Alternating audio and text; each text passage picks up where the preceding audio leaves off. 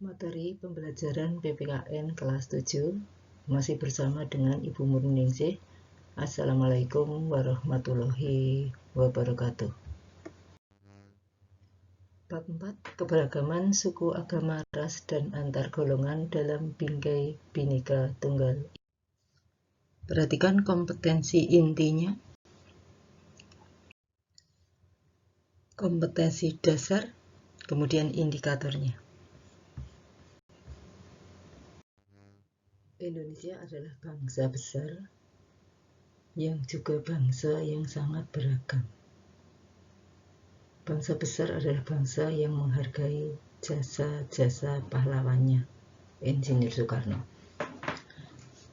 Keberagaman yang dimiliki oleh bangsa Indonesia meliputi keberagaman suku, agama, ras, dan antar golongan dalam Bingkai Bhinneka Tunggal Ika.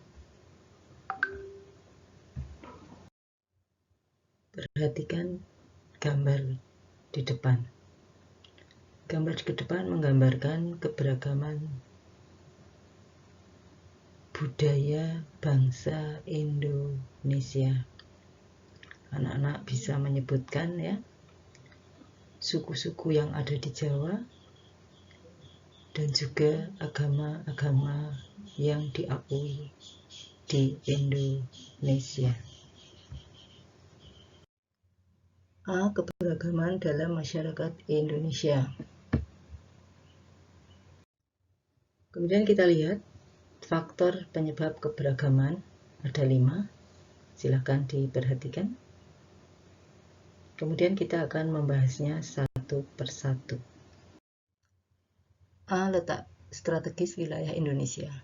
Indonesia terletak pada jalur perdagangan internasional, misalnya dari India ke Cina, atau mungkin dari Asia Barat ke Asia Timur. Indonesia terletak di antara benua Asia dan Australia, kemudian di antara Samudra Hindia dan Samudra Pasifik. Kemudian juga ada jalur khusus, yaitu antara terusan Panama dengan terusan Suez. Nah, karena letaknya tersebut, maka pengaruh budaya asing akan masuk ke Indonesia lewat jalur perdagangan antar negara. Negara Indonesia terdiri atas beribu-ribu pulau yang secara fisik terpisah-pisah.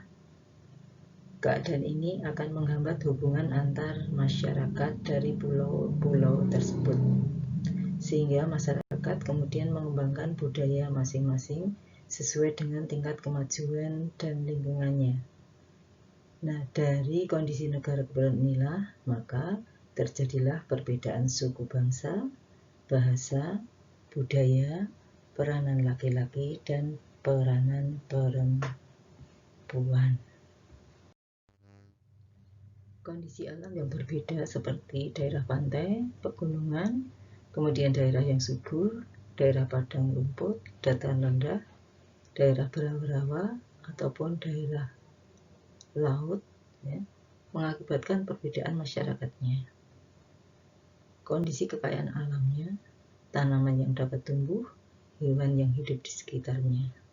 Sehingga masyarakat daerah pantai tentu akan berbeda dengan masyarakat daerah pegunungan. Seperti misalnya perbedaan dalam bentuk rumah, mata pencaharian, makanan pokok, pakaian, kesenian, bahkan kepercayaannya. D. Keadaan transportasi dan komunikasi. Anak-anak bisa melihat bagaimana perkembangan transportasi dan komunikasi yang terjadi. Kemudian dari situ anak-anak bisa menyimpulkan bahwa dengan adanya transportasi ataupun komunikasi, maka hubungan antar pulau, antar suku bangsa dapat berjalan dengan lebih baik. E. Penerimaan masyarakat terhadap perubahan. Sikap masyarakat terhadap masuknya perubahan atau masuknya sesuatu yang baru tidaklah sama. Ada masyarakat yang mudah menerima perubahan, tapi ada pula masyarakat yang susah menerima perubahan. Misalnya masyarakat kota lebih mudah untuk menerima perubahan.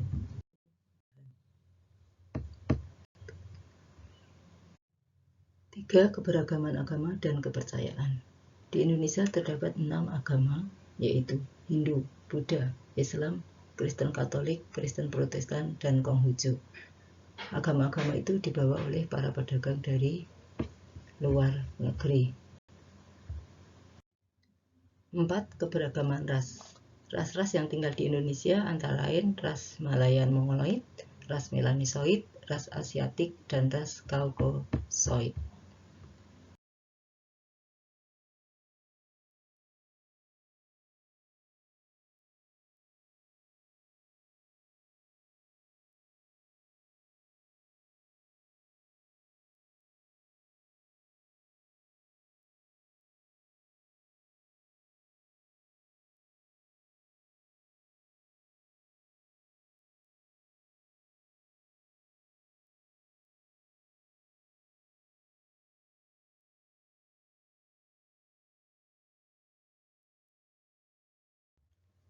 Nomor 5. Keberagaman antar golongan.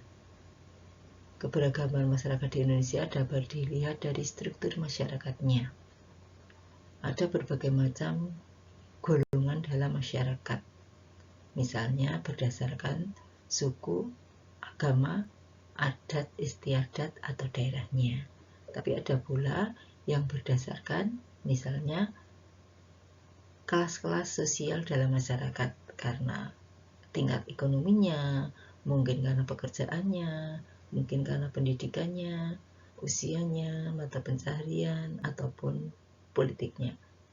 Misalnya berkaitan dengan pekerjaan, ada yang pekerjaannya adalah petani, ada yang pekerjaannya adalah buruh, ada yang pekerjaannya adalah sebagai PNS, atau pekerja swasta, atau mungkin dari TNI, Polri, atau bisa misalnya menjadi pejabat di pemerintahan, baik dari tingkat yang paling bawah RT RW sampai tingkat yang paling tinggi. Oke, kita lanjutkan materi B, yaitu arti penting memahami keberagaman dalam bingkai Bhinneka Tunggal Ika. Indonesia adalah negara yang sangat besar, negara yang sangat luas, yang memiliki keanekaragaman, maka dikenal dengan sebutan Bhinneka Tunggal Ika, berbeda-beda tetapi tetap satu jua. Apa yang berbeda? Ada sukunya, ada agamanya, kemudian ada rasnya, kemudian ada antar golongan. Aspek kewilayahan menjelaskan bahwa wilayah negara Indonesia adalah merupakan negara kepulauan. Pulau-pulau di Indonesia sangat banyak sekali, baik yang besar ataupun yang kecil. Anak-anak tentu bisa menyebutkan pulau-pulau besar yang ada di Indonesia.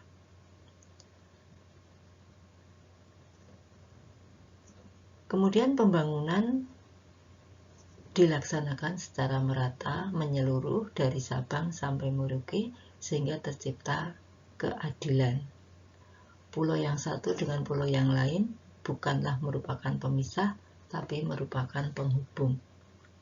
Menurut pasal 25 UUD NRI tahun 1945, Negara Kesatuan Republik Indonesia adalah sebuah negara kepulauan yang berciri Nusantara dengan wilayah dan batas-batas dan hak-haknya ditetapkan dengan undang-undang. Ada dua alasan yang menyebabkan terjadinya perpecahan. Kenapa kita bicara tentang perpecahan? Karena kemungkinan perpecahan yang terjadi di negara Indonesia adalah sangat besar sekali. Ya, seperti saat ini, Indonesia seolah-olah terbelah setelah terjadinya banyak peristiwa, utamanya adalah berkaitan dengan pilkada pilihan gubernur DKI. Satu, kondisi kewilayahan Indonesia yang merupakan negara kepulauan, dan yang kedua adalah kondisi sosial budaya. Namun, di sisi bahwa keberagaman itu bisa menimbulkan disintegrasi, tapi ada sisi positifnya. Misalnya, keberagaman dapat memberikan manfaat bagi perkembangan dan kemajuan. Namun di sisi lain, keberagaman dapat mengakibatkan ketidakharmonisan, bahkan kehancuran bangsa dan negara. Untuk itu, maka kita harus belajar pada sejarah kejayaan zaman Majapahit ataupun zaman Sriwijaya. Meskipun kita itu berbeda-beda, tetapi tetap satu jua. Jangan sampai kita terpecah belah. Refleksi. Oke. Kurang lebihnya mohon maaf. Saya akhiri. Wassalamualaikum warahmatullahi wabarakatuh. Terima kasih.